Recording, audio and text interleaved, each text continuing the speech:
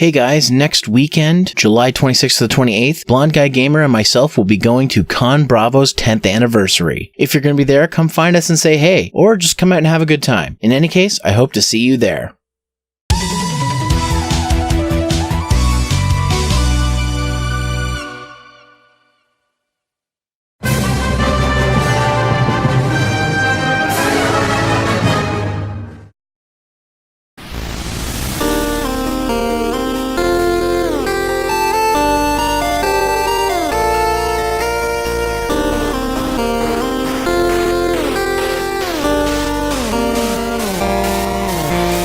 Hey guys, welcome back to Quick Hunts. Today we're taking a look at Kamen Rider Climax Fighters for PS4, a new type of fighting game for the Kamen Rider Climax series, and the first Kamen Rider game officially translated into English since the Dragon Knight games. I got my copy on PlayAsia on sale for $24.99. Was it worth that price?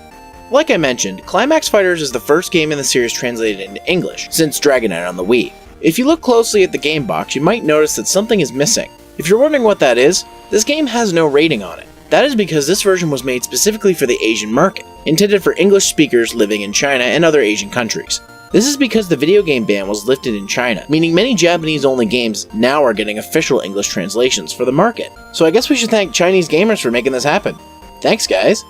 On to the game itself, Climax Fighters is very different than previous games in the series. Instead of being a 2D fighter, it is changed to a third-person arena fighter. I'm not a big fan of these, mostly because they are slower-paced games, and the DBZ Tenkaichi and Naruto Storm games have turned me off of them. However, this game has some unique features that make them fun to play. First off, all the main Heisei riders are playable here, as well as some secondary riders from the later series. However, the roster is smaller compared to previous games in the series, which is a little upsetting. That being said, the roster is fairly balanced with only a few riders being exploitable or overpowered. The controls are fairly simple in terms of fighting games. Square is used for basic attacks, while triangle is used for specials or form change moves. Circle is used for changing targets, and X is used for jumping. When using the D-pad or left control stick mixed with square or triangle, you can get access to different moves and even use combinations of them to build combos. You can also use R1 for dashing and L1 for blocking.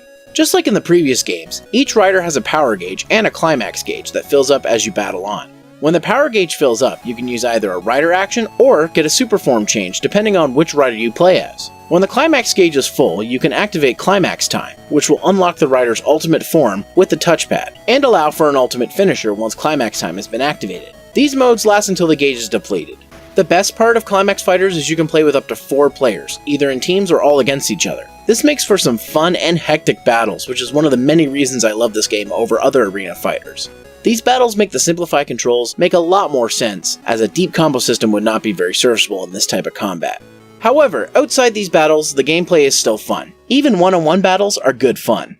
The gameplay, however, is not perfect. There's little to no recovery time, as it's very easy to get combo chained when you're on the ground or when getting up. Blocking is super important, as many combos are not block breaking and will stop the combo chaining. Some supers and climax attacks are super easy to dodge, meaning they can be wasted easily. Also, later battles in mission mode are incredibly difficult, mostly for the reasons I just spoke about.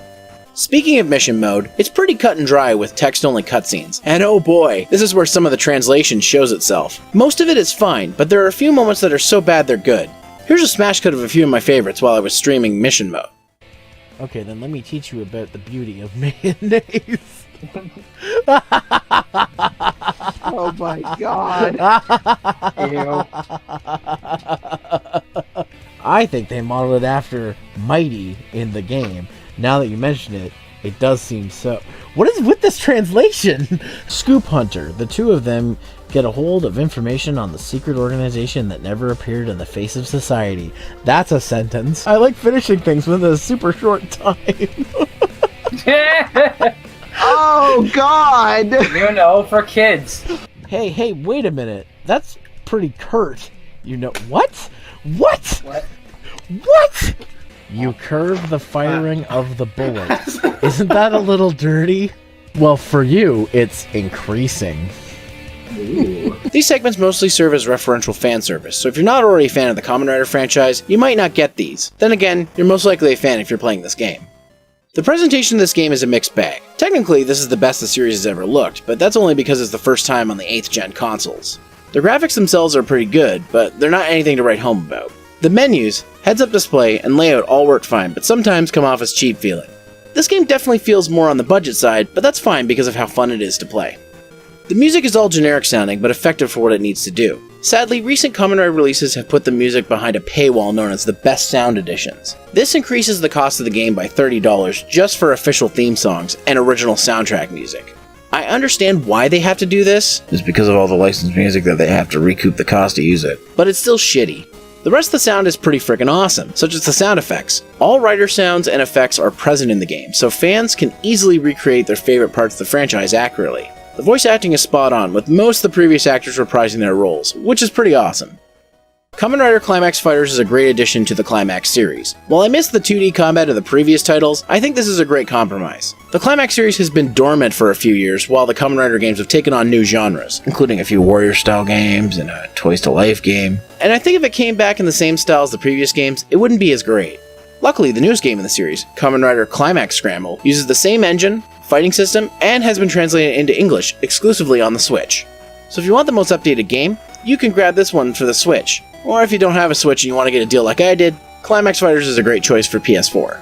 Thanks again guys for watching Quick Hunts. Quick shout out to my Patreons here on screen, and if you'd like to get early access to videos, behind the scenes extras, or just want to support me, please consider backing me on Patreon for as low as $1 Canadian a month. That's less than $1 US. If you like what you saw, consider subscribing and hitting that bell to get notifications. You can also follow me on Facebook.com/Zeromaster fanpage, follow me on Twitter @Zeromaster, or check my streams every Tuesday and Thursday at 8:30 PM Eastern Time on Twitch.tv/Zeromaster. Want more content? Well, I've got you covered. On the left will be another one of my videos, and on the right will be a video by one of my friends. Thanks again for watching, and I'll see you on the next one.